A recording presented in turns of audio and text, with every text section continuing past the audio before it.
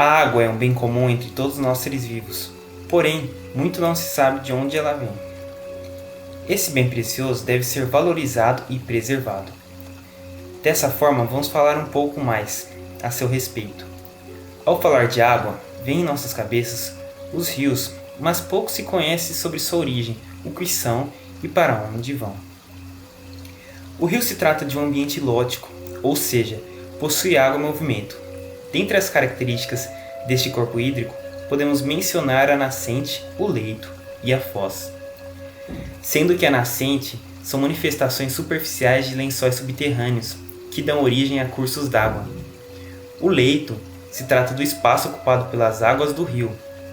E por fim, a foz é onde o rio irá desaguar em outros rios ou o mar.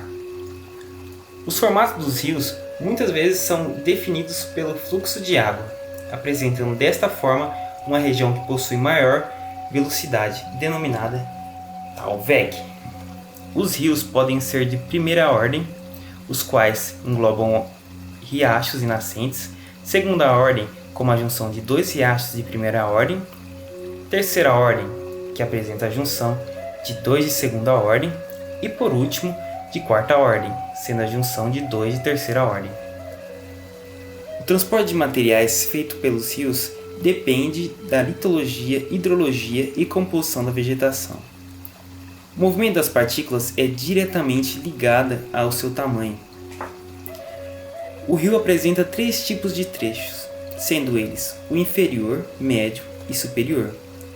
O trecho superior apresenta rios com maior predominância de rochas e troncos, além de uma maior poder erosivo, e essa região é bem definida por sua inclinação, apresentando quedas de água ou desfiladeiros. O trecho médio apresenta inclinação menor, ocorre uma maior deposição de materiais, além de uma temperatura moderada e variável. O trecho inferior corresponde às zonas mais próximas à foz.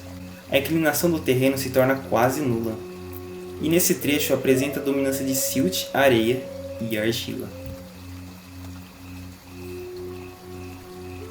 Outro fator ligado ao formato do rio é a vazão, a qual se trata do volume de água dividido por um intervalo de tempo. As vazões são classificadas em mínimas, altas e cheias.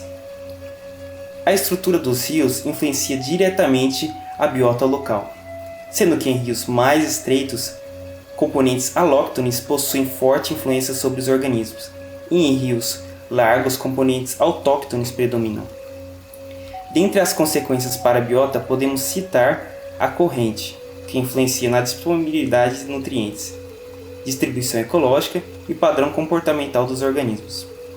O substrato pode influenciar sobre a disponibilidade de habitats, fornecendo refúgios, esconderijos e forrageio. Finalmente chegamos à temperatura, que apresenta interferência à produtividade, respiração e crescimento, influenciando também na concentração de oxigênio.